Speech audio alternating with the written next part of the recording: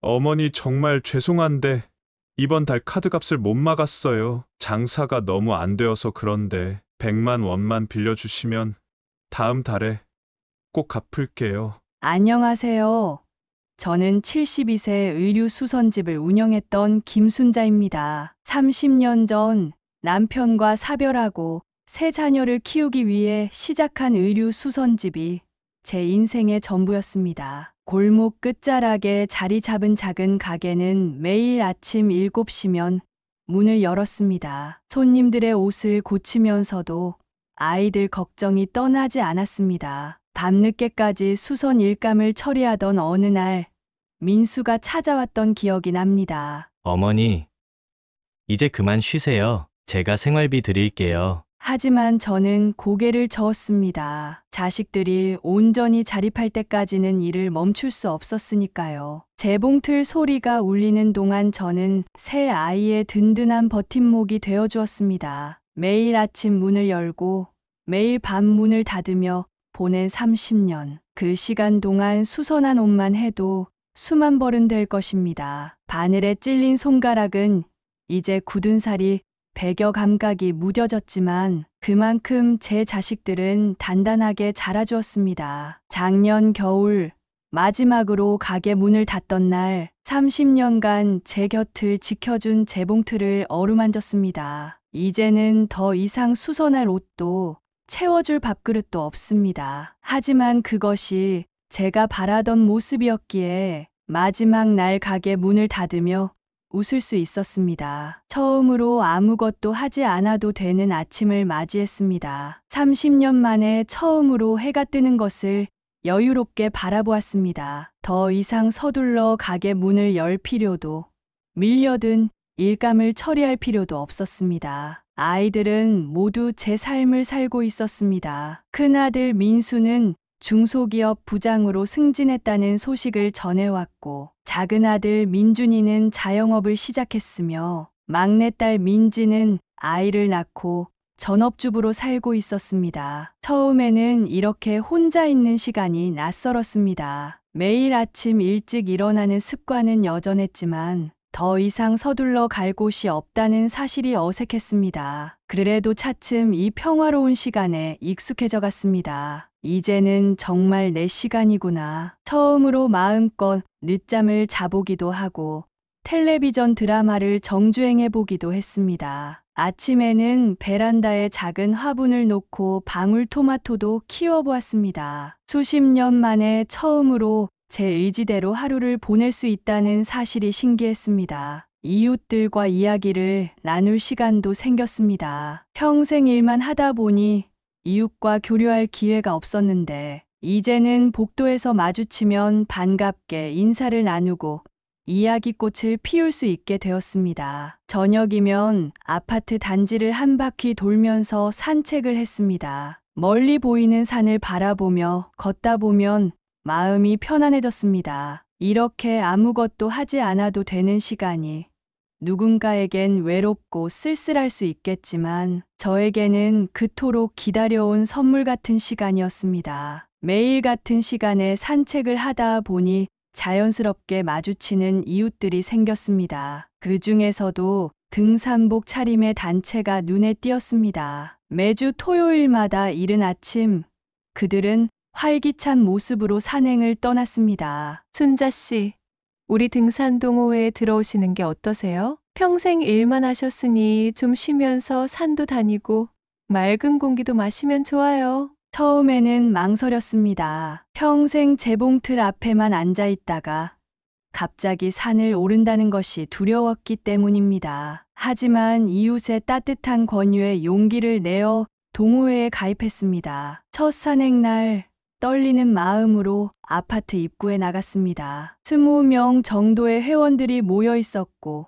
모두 저와 비슷한 연배의 분들이었습니다. 처음 도전한 산은 북한산 둘레길이었습니다. 숨이 가빴지만 정상에 올랐을 때의 그 기분은 말로 표현할 수 없었습니다. 산 정상에서 바라보는 도시의 전경은 마치 다른 세상 같았습니다. 30년간 좁은 가게에서만 바라보던 세상과는 완전히 달랐습니다. 회원들과 나누는 도시락은 그 어떤 진수성찬보다 맛있었고, 함께 부르는 노래는 가슴을 뭉클하게 했습니다. 매주 토요일, 이른 아침부터 시작되는 산행은 제 인생의 새로운 활력이 되었습니다. 주말마다 산에 오르면서 체력도 좋아지고 얼굴에 혈색도 돌았습니다. 회원들과 산행 후 마시는 막걸리 한 잔의 여유도 생겼습니다. 처음으로 제 또래의 친구들이 생겼고 그들과 함께하는 주말이 즐거웠습니다. 금요일 저녁 산행 준비를 위해 등산복과 배낭을 정리하고 있을 때 초인종이 울렸습니다. 문을 열어보니 큰아들 민수와 며느리 그리고 두 손주들이 서 있었습니다. 어머니, 오늘은 일찍 퇴근해서 저녁 먹으러 왔어요. 와이프가 어머니표 된장찌개가 먹고 싶다고 해서요. 이미 등산복을 꺼내놓고 내일 산행 준비를 하던 중이었는데 민수는 그런 제 모습을 보고도 아무렇지 않게 말했습니다. 손주들은 벌써 신발을 벗고 거실로 들어가 텔레비전을 켰고 며느리는 장바구니를 들고 부엌으로 향했습니다. 어머니 내일은 그냥 저희랑 같이 아침도 드시고 주말 즐기시죠. 민수의 목소리에 마음이 무거워졌습니다. 결국 그날 밤 식사를 차려주고 손주들과 시간을 보내다 보니 내일 산행은 힘들겠다는 생각이 들었습니다. 저는 동호회 회원들에게 처음으로 불참 문자를 보냈습니다. 이후로도 민수네는 금요일 저녁이면 종종 찾아왔습니다. 회사 일이 바빠 평일에는 못 온다면서도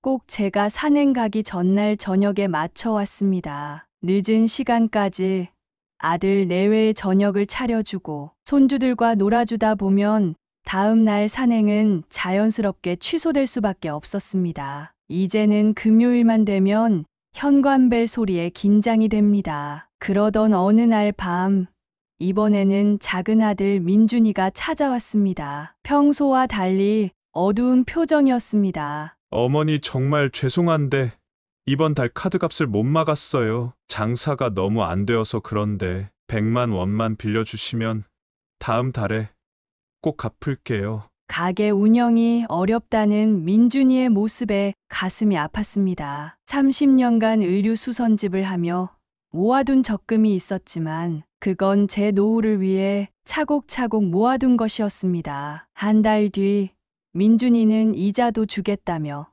이번엔 300만 원을 빌리러 왔습니다. 월세가 밀렸다고 했습니다. 그 다음 달에는 거래처 어음을 막아야 한다며 500만 원을 요구했습니다. 점점 커지는 금액에 제 마음도 복잡해졌습니다. 주중에는 막내딸 민지가 찾아왔습니다. 처음에는 저를 걱정하는 마음에 살림을 도와주겠다며 가벼운 마음으로 시작했습니다. 아이들이 학교에 가고 나면 시간이 많다면서 일주일에 한 번씩 찾아오기 시작했습니다. 하지만 점차 민지의 도움은 과잉보호로 변해갔습니다. 냉장고 속 유통기한이 조금이라도 지난 음식들은 모두 버렸고 오래된 그릇이나 식기들도 위험하다며 새 것으로 바꾸어 놓았습니다. 제가 평생 써온 물건들이 하나둘씩 사라지고 민지가 고른 새로운 물건들로 채워져 갔습니다. 특히 등산 이야기만 나오면 민지의 얼굴이 굳어졌습니다. 아파트 단지 산책도 벅찰 나이라며 제 건강을 걱정하는 듯한 말투로 등산을 만류했습니다. 현관 옆에 놓아둔 등산 배낭도 허리에 무리가 간다며 치워버렸습니다. 30년간 의류 수선집을 하면서 한 번도 아픈 적 없는 제가 이제는 딸의 눈에 그저 노쇠한 어머니로만 보이는 것 같아 마음이 아팠습니다. 자식들의 각기 다른 간섭이 제 일상을 조금씩 갉아먹고 있었습니다. 큰아들은 금요일 저녁을, 작은아들은 돈을, 그리고 딸은 제 생활 전반을 통제하려 했습니다. 매일 아침 거울을 보며 수십 번 묻습니다. 정말 내가 그렇게 무기력하고 나약한 노인이 되어버린 걸까요? 자식들의 애정 어린 걱정이 때로는 제 자존심을 상하게 했습니다. 평생을 홀로 자식들을 키워낸 강인한 어머니가 아닌 이제는 그저 보살핌이 필요한 연약한 노인으로 취급받는 것 같아 서글펐습니다. 등산 동호회 회원들과의 약속은 점점 더 지키기 어려워졌습니다. 금요일 저녁마다 찾아오는 큰아들 민수의 가족들 때문에 토요일 아침은 늘 피곤했습니다. 밤늦게까지 손주들과 시간을 보내고 나면 이른 아침 산행은 체력적으로 버거웠습니다. 작은 아들 민준이는 불규칙한 시간에 찾아와 돈을 빌려갔습니다. 처음에는 100만 원으로 시작했던 금액이 어느새 1000만 원을 향해 가고 있었습니다. 돈을 빌려줄 때마다 통장 잔고는 줄어들었고 그만큼 제 마음의 여유도 함께 줄어들었습니다. 딸 민지는 제 건강을 핑계로 등산을 만류했습니다. 등산 가방을 숨기고 등산화를 버리고 등산복을 치워버렸습니다. 새로 사다 준 운동화로 아파트 단지만 걸으라고 했습니다. 한 발자국이라도 더 멀리 나가려 하면 전화를 걸어 확인했습니다. 동호회 단체 채팅방에는 제 불참 메시지가 쌓여갔습니다. 오늘은 집안일이 있어서 컨디션이 좋지 않아서 다음 주에는 꼭 참석하겠습니다. 같은 변명들로 채워졌습니다. 산행 사진을 보면서 멀어져가는 산과 회원들이 아쉬웠습니다. 동호회 회장님이 보내주신 지난주 산행 사진을 보며 한숨이 나왔습니다. 회원들은 새로 생긴 등산로를 따라 정상에 올랐다고 했습니다. 그 길을 함께 걷지 못한 것이 너무나도 아쉬웠습니다. 창밖으로 보이는 산을 바라보며 점점 더 멀어져가는 제 자신을 발견했습니다. 등산 동호회 회원들의 태도도 조금씩 변해갔습니다. 처음에는 제가 불참할 때마다 안부 전화를 주시던 회장님도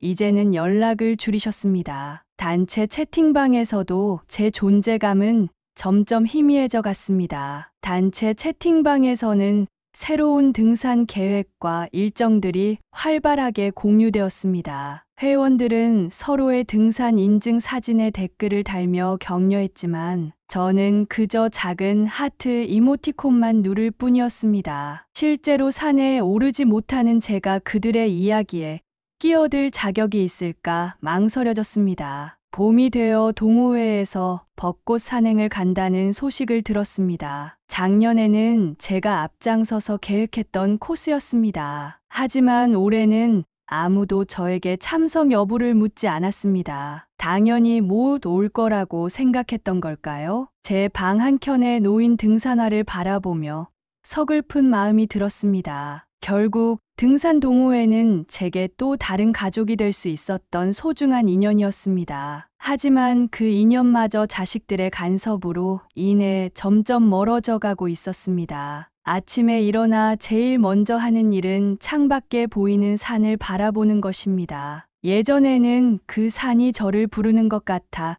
가슴이 설렜는데 이제는 그저 멀리서 바라만 보는 풍경이 되어버렸습니다. 커튼을 치고 이불을 덮은 채 휴대폰만 바라보는 날이 늘어갔습니다. 자식들의 방문이 늘어날수록 제 생활은 점점 더 무기력해졌습니다. 금요일 저녁이면 큰아들네 식구들 저녁 준비에 불시에 찾아오는 작은 아들의 돈 타령에 주중에는 딸의 지나친 간섭까지 제 일상은 온통 자식들을 위한 시간으로 채워졌습니다. 한때 즐겨 듣던 산행 노래도 이제는 틀지 않게 되었습니다. 동호회 채팅방에서는 회원들의 즐거운 이야기가 계속되었지만 저는 그저 조용히 채팅방을 나가버렸습니다. 밤이면 찾아오는 불면증도 심해졌습니다. 잠들지 못한 채 천장만 바라보며 지나온 시간들을 떠올립니다. 30년간 의류 수선집을 하면서도 이렇게 무기력했던 적은 없었습니다. 그때는 힘들어도 내일의 희망이 있었는데 지금은 내일도 모레도 달라질 것 없는 하루가 이어질 뿐입니다. 거울 속 제 모습은 점점 초라해져 갔습니다. 환하던 웃음기가 사라지고 당당하던 눈빛도 흐려졌습니다. 거실 소파에 앉아 제 일상을 돌아보았습니다. 의류수선집을 그만두고 처음 찾았던 그 자유로움이 무색하게 지금의 생활은 또 다른 형태의 구속이 되어버렸습니다. 문득 재봉틀 앞에 앉아있던 시절이 그리워졌습니다. 그때는 비록 몸은 고됐지만 제 의지대로 살아갈 수 있었습니다. 늦게까지 일하고 싶으면 일했고 쉬고 싶을 때는 쉬었습니다. 하지만 지금은 자식들의 스케줄에 맞춰 제 하루가 좌우되고 있었습니다. 창밖으로 보이는 산을 바라보며 생각했습니다. 은퇴 후 처음으로 제 의지로 시작한 등산이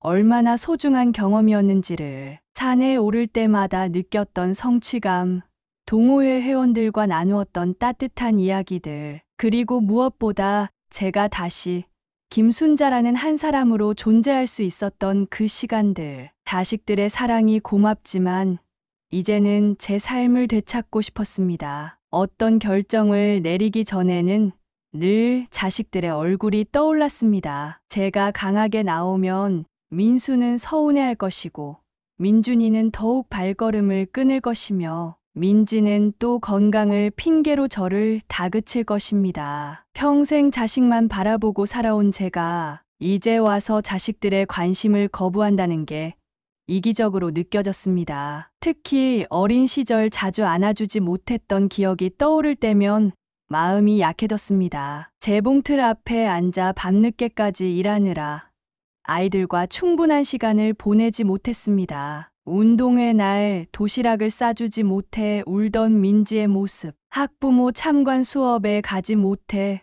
서운해하던 민수의 표정, 새 운동화를 사달라는 민준이의 부탁을 거절했던 순간들이 떠올랐습니다. 자식들의 어린 시절 사진을 보면서 생각했습니다. 그때 제대로 해주지 못한 것들에 대한 보답으로 지금이라도 자식들이 원하는 대로 살아주는 게 맞는 걸까요? 제 삶을 찾고 싶다는 마음과 자식들에게 미안한 마음이 거울 속 제 얼굴처럼 양쪽으로 갈라져 있었습니다. 동호회 회원들이 보내준 등산 사진을 보면서도 마음이 무거웠습니다. 산에 오르고 싶은 마음은 간절했지만 그만큼 자식들을 실망시키고 싶지 않았습니다. 누군가는 제게 당신 인생이라고 하고 싶은 대로 하라고 말하지만 30년을 넘게 자식들을 위해 살아온 제게는 그렇게 쉬운 선택이 아니었습니다. 매일 밤 잠들기 전 기도했습니다. 자식들을 실망시키지 않으면서도 제 삶을 찾을 수 있는 방법을 찾게 해달라고. 하지만 그 답은 쉽게 찾아지지 않았습니다. 결단이 필요한 시점이었습니다. 거울을 보며 스스로에게 물었습니다. 과연 이대로 살아가는 것이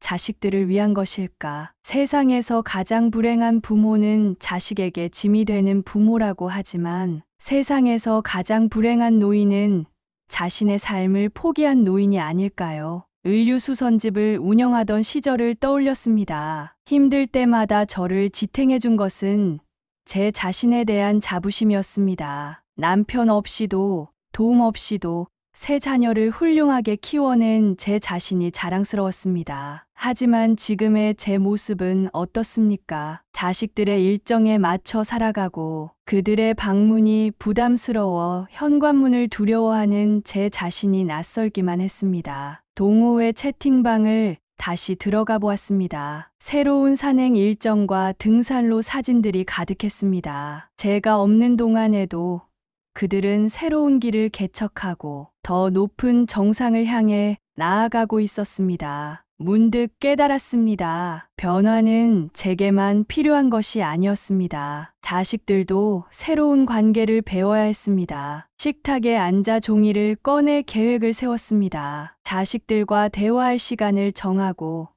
제 생활 방식을 설명할 내용을 정리했습니다. 무조건적인 거절이나 냉담한 태도가 아닌 서로를 이해하고 존중하는 방향으로 관계를 재정립하고 싶었습니다. 산바라기 커피숍, 이곳은 등산 동호회 회원들이 자주 모이던 장소입니다. 오랜만에 회장님께 연락드려 만남을 청했습니다. 창가 자리에 앉아 기다리는 동안 창밖으로 보이는 산이 마치 저를 꾸짖는 것만 같았습니다. 팔순을 바라보는 회장님은 여전히 등산화 끈을 단단히 조이고 산을 오르시는 분이었습니다. 그런 회장님께 제 고민을 털어놓았습니다. 자식들의 걱정, 어린 간섭, 점점 사라져가는 제 일상에 대한 이야기를 꺼내자 회장님은 오랫동안 말없이 제 이야기를 들어주셨습니다. 준자 씨, 우리가 산에 오르는 이유가 뭐라고 생각하나? 단순한 질문 같았지만 깊이 생각해 볼수록 답하기 어려웠습니다. 회장님은 찻잔을 천천히 들어 올리며 말씀하셨습니다. 산에 오르는 것은 단순히 정상에 도달하는 것이 아니라 자신의 한계를 극복하고 새로운 자신을 발견하는 여정이라고. 그동안 우리는 함께 그 여정을 걸어왔다고. 회장님의 말씀은 제 마음 속 깊이 파고들었습니다. 등산은 단순한 취미가 아니었습니다. 그것은 제가 다시 한번 스스로를 증명할 수 있는 제 자신을 되찾는 시간이었습니다. 하지만 자식들의 걱정이라는 이름의 간섭 앞에서 그저 순순히 물러서고 있었던 것은 아닐까요? 커피숍을 나서며 회장님께서는 다음 주 산행 일정표를 건네주셨습니다. 새로운 등산 코스였습니다. 아직 늦지 않았다는 회장님의 말씀에 뜨거운 것이 모굴대를 타고 올라왔습니다. 산바라기 커피숍을 나와 동호회 회원들과 마주했습니다. 몇 달 만에 보는 얼굴들이었지만 반갑게 맞아주시는 모습에 마음이 따뜻해졌습니다. 불현듯 한 회원님이 당신의 이야기를 들려주셨습니다. 격리로 일하다 은퇴하신 박 여사님은 자녀들의 지나친 보살핌 때문에 우울증까지 겪으셨다고 했습니다. 하지만 등산을 통해 자신만의 시간을 만들기 시작하면서 가족과의 관계도 새롭게 정립했다고 했습니다. 처음에는 반대하던 자녀들도 산행 후 달라진 어머니의 모습을 보며 이해하기 시작했다고 합니다. 한약방을 운영하시다 은퇴하신 최 여사님도 비슷한 경험을 들려주셨습니다. 주말마다 찾아오는 자녀들 때문에 등산을 포기할 뻔했지만 오히려 당당하게 자신의 일정을 밝히고 지키니 자녀들이 먼저 물러서더라고 했습니다. 다들 저와 비슷한 고민을 안고 살아가고 있었습니다. 하지만 그분들은 이미 그 고비를 넘어 새로운 관계를 만들어가고 있었습니다. 그들의 이야기 속에서 제가 나아가야 할 방향이 보였습니다. 자식들의 사랑을 거절하는 것이 아닌 서로를 이해하고 존중하는 새로운 관계를 만들어가는 것. 그것이 제가 찾던 답이었습니다. 커피숍을 나서는 길, 창밖으로 보이는 산이 더 이상 저를 질책하지 않았습니다. 오히려 따뜻하게 손짓하며 부르는 것 같았습니다. 이제는 제가 선택해야 할 때였습니다. 30년간 의류 수선집을 하면서도 포기하지 않았던 제 삶의 주도권을 은퇴 후 자식들의 걱정이라는 이름 앞에서 너무 쉽게 내려놓은 것 같았습니다. 회장님과 동호회 회원들의 이야기를 들으며 깨달았습니다. 진정한 효도는 부모가 건강하고 행복한 삶을 사는 것이라는 걸. 달력을 펼쳐 다음 주 등산 일정을 동그라미로 표시했습니다. 더 이상 망설이지 않기로 했습니다. 자식들의 방문이나 요구를 거절하는 것은 나쁜 게 아니라고 스스로를 설득했습니다. 오히려 제가 행복해야 자식들도 진정으로 행복할 수 있을 것이란 확신이 들었습니다. 장롱 깊숙이 넣어두었던 등산복을 꺼내 다렸습니다. 먼지가 쌓인 등산화를 닦으며 처음 산에 올랐을 때의 설렘이 떠올랐습니다. 등산 배낭을 꾸리고 물통을 채우고 도시락을 준비하면서 가슴이 뛰었습니다. 휴대폰을 집어들었습니다. 더 이상 변명하지 않고 자식들에게 제 선택을 전하기로 했습니다. 자식들이 섭섭해할 수도 있고 서운해할 수도 있겠지만 이제는 제 인생을 제가 선택하고 싶었습니다. 산이 저를 기다리고 있었습니다. 금요일 저녁 예상대로 현관벨이 울렸습니다. 이번에는 달랐습니다. 문을 열기 전 거울을 보며 제 의지를 다잡았습니다. 큰아들 민수와 그의 가족들이 서 있었지만 평소처럼 문을 활짝 열어주지 않았습니다. 현관문을 반쯤 열어둔 채 처음으로 제 입장을 전했습니다. 내일 아침 일찍 산행이 있다는 것. 이제부터는 매주 토요일이 제 등산 일정이라는 것을. 민수의 표정이 굳어졌지만 더 이상 망설이지 않았습니다. 며느리는 당황한 기색이 역력했고 손주들은 영문을 모르겠다는 표정이었습니다. 어머니, 저희가 왔는데 산에 가신다고요? 그 말에 제 마음도 흔들렸습니다. 하지만 이미 결심했습니다. 30년 동안 한 번도 제 일을 중단하지 않았던 것처럼 이제는 제 삶을 지켜나가고 싶었습니다. 자식들에게 민폐가 되지 않는 선에서, 그리고 제가 행복할 수 있는 선에서 새로운 관계를 만들어가고 싶었습니다. 결국 그날 밤 민수네 가족은 돌아갔습니다. 현관문을 닫으며 눈물이 났지만 동시에 묘한 해방감도 느꼈습니다. 오랜만에 일찍 잠자리에 들었고 내일의 산행을 위해 알람을 맞추었습니다. 침대에 누워 천장을 바라보며 생각했습니다. 이것이 자식들을 위한 길이기도 하다고. 달력에 빨간색으로 동그라미를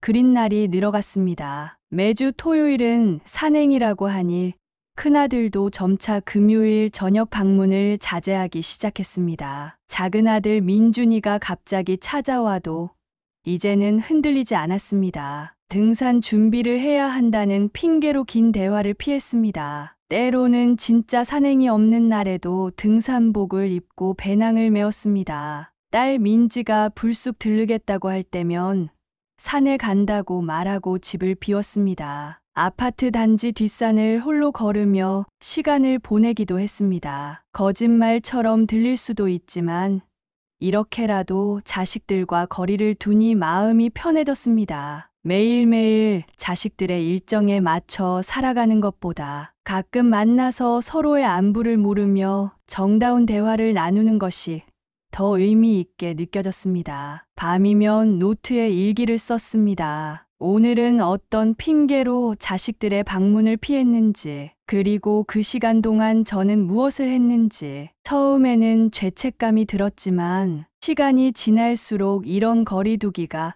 우리 모두를 위한 것임을 깨달았습니다. 서랍 속에는 등산 지도와 일정표가 가득 쌓였습니다. 때로는 진짜 산행을, 때로는 거짓 산행을 핑계로 삼았지만 그것이 제게는 새로운 삶의 방식이 되어가고 있었습니다. 혼자만의 시간을 가지는 것이 습관이 되어갔습니다. 더 이상 자식들의 방문이 두렵지 않았습니다. 현관문 앞에서 망설이지도 않았고 초인종 소리에 가슴이 뛰지도 않았습니다. 등산이라는 방패막이 생긴 덕분이었습니다. 주말뿐만 아니라 평일에도 규칙적인 일정을 만들었습니다. 월요일과 수요일은 아파트 뒷산 산책, 화요일과 목요일은 수영장을 다녔습니다. 딸 민지가 갑자기 들르겠다고 연락해도 오늘은 수영 가는 날이라고 당당히 말할 수 있게 되었습니다. 집 안의 변화도 시작되었습니다. 거실 한켠에 등산 용품을 정리해 두었고 책장에는 등산 관련 서적들이 꽂혔습니다. 냉장고에는 제가 좋아하는 음식들로 채워 넣었습니다. 딸이 해준다며 싸둔 반찬통들은 조금씩 정리했습니다. 가끔은 아무것도 하지 않는 시간을 가졌습니다. 베란다 의자에 앉아 커피 한 잔을 마시며 산을 바라보는 것만으로도 행복했습니다. TV를 보다가 졸리면 낮잠을 자기도 했고 보고 싶은 책을 읽기도 했습니다. 자식들의 시선을 의식하지 않고 오롯이 제 마음대로 시간을 보낼 수 있다는 것이 얼마나 큰 행복인지 새삼 깨달았습니다. 자식들의 반응은 예상했던 대로였습니다. 큰아들 민수는 더 이상 금요일 저녁에 찾아오지 않았고 전화로 안부를 물을 뿐이었습니다. 통화할 때마다 목소리에서 서운함이 묻어났지만 저는 흔들리지 않았습니다. 작은아들 민준이는 아예 발기를 끊었습니다. 제가 돈을 빌려주지 않은 이유로 한 달 넘게 연락도 하지 않았습니다. 가끔 동네 마트에서 둘째 며느리를 마주치면 어색한 인사만 나눌 뿐이었습니다. 가장 큰 반발은 딸 민지에게서 왔습니다. 어느 날 아침 제가 등산 준비를 하고 있을 때 민지가 찾아왔습니다. 건강도 안 좋으신 분이 무슨 등산이냐며 한참을 잔소리를 늘어놓았습니다. 심지어 혼자 사는 것도 걱정된다며 자기 집으로 모시고 가겠다는 말까지 꺼냈습니다. 자식들의 서운함과 원망이 매일매일 전화와 문자로 전해졌습니다. 명절이나 제사 때도 예전처럼 적극적으로 돕지 않는다며 하소연하는 소리도 들려왔습니다. 동네 슈퍼마켓 주인은 민지가 와서 한참을 울고 갔다는 말을 전해주기도 했습니다. 하지만 이런 시간도 지나가리라 믿었습니다. 자식들도 언젠가는 제 선택을 이해해줄 것이라 생각했습니다. 30년 동안 자식들을 위해 살아온 제가 이제는 저를 위해 살고 싶다는 것을 알아주길 바랐습니다. 자식들의 변화는 생각보다 빨리 찾아왔습니다. 가장 먼저 달라진 것은 큰아들 민수였습니다. 어느 날 아침 산행을 마치고 돌아오는 제 모습을 우연히 봤다고 합니다. 땀에 젖은 얼굴이었지만 환하게 웃고 있는 저를 보고 너무 오랜만에 어머니가 웃는 모습을 봤다며 문자를 보내왔습니다. 작은 아들 민준이는 여전히 발기를 끊었지만 명절 때 잠깐 들러 인사를 하고 갔습니다. 더 이상 돈 이야기는 꺼내지 않았고 대신 요즘 장사가 조금씩 나아지고 있다며 조심스레 이야기를 건넸습니다. 그 모습에서 아들의 작은 성장을 발견할 수 있었습니다. 가장 극적인 변화는 딸 민지에게 찾아왔습니다. 제가 등산을 다니면서 건강이 좋아지고 표정이 밝아지는 것을 지켜보더니 어느 날부터인가 잔소리 대신 등산 때 필요한 물품을 사다 주기 시작했습니다. 처음에는 그저 걱정이 되어서 시작한 일이었겠지만 점차 제 생활을 인정하고 존중하는 모습을 보여주었습니다. 자식들은 이제 미리 약속을 잡고 찾아왔습니다. 불쑥 방문하는 일도 줄었고 전화를 할 때도 제 일정을 먼저 물어보았습니다. 서서히 각자의 공간과 시간을 지키는 법을 배워가는 모습이 대견했습니다. 매달 마지막 주 토요일은 자식들과의 약속된 만남의 날이 되었습니다. 더 이상 불시에 찾아오거나 갑작스러운 요구를 하지 않았습니다. 대신 한 달에 한 번 정해진 날에 모여 식사를 하며 서로의 근황을 나누었습니다. 큰 며느리는 이제 된장찌개가 먹고 싶다고 하면서도 어머님 일정에 맞춰서 찾아뵐게요. 라는 말을 잊지 않았습니다. 작은 아들은 장사가 잘 되면 그동안 빌린 돈을 갚겠다고 했지만 저는 그저 스스로 열심히 사는 모습을 보여주는 것만으로도 충분하다고 말해주었습니다. 딸 민지는 살림을 도와주겠다며 글르는 대신 등산 동호회 활동 사진을 보자며 찾아왔습니다. 때로는 등산복 쇼핑을 함께 가자고 제안하기도 했습니다. 더 이상 저를 돌봐야 할 대상이 아닌 하나의 독립된 인격체로 대하기 시작했습니다. 한 달에 한 번뿐이지만 오히려 예전보다 더 풍성한 대화가 오갔습니다. 서로의 생활을 존중하게 되니 만남의 질이 달라졌습니다. 자식들도 이제는 제 이야기를 귀 기울여 들어주었고 저 역시 그들의 고민을 더 깊이 이해하려 노력했습니다. 동호회 회장님이 갑자기 건강 검진에서 무리한 운동을 피하라는 소견을 받으셨습니다. 그러던 어느 날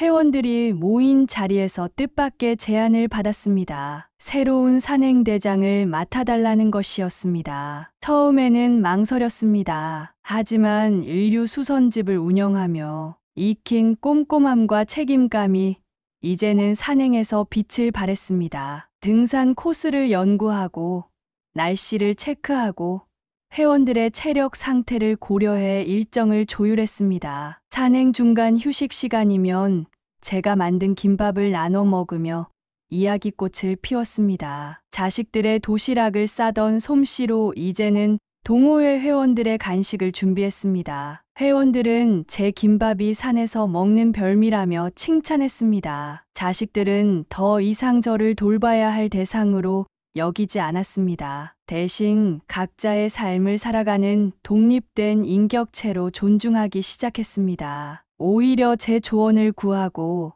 제 경험에서 지혜를 배우려 했습니다. 서로를 있는 그대로 인정하게 되자 진정한 가족의 의미를 깨달을 수 있었습니다. 동호회 회원들과 산행을 마치고 나누는 막걸리 한 잔의 여유는 자식들의 끼니를 챙기던 때보다 더 행복합니다. 누군가의 어머니가 아닌 김순자라는 한 사람으로 존재할 수 있는 시간이기 때문입니다. 산에서 내려다보는 세상은 참 아름답습니다. 오늘 사연을 들으며 진정한 효도는 부모님의 행복한 삶을 지켜드리는 것이라는 걸 다시 한번 깊이 생각하게 됐습니다. 순자 어머님처럼 당신의 삶을 지키고자 하시는 모든 부모님들을 응원합니다. 여러분의 이야기도 사연이 참가해서 들려주세요. 구독과 좋아요 버튼을 누르시면 2025년 을사년에는 더 큰 행복과 건강이 찾아올 거예요.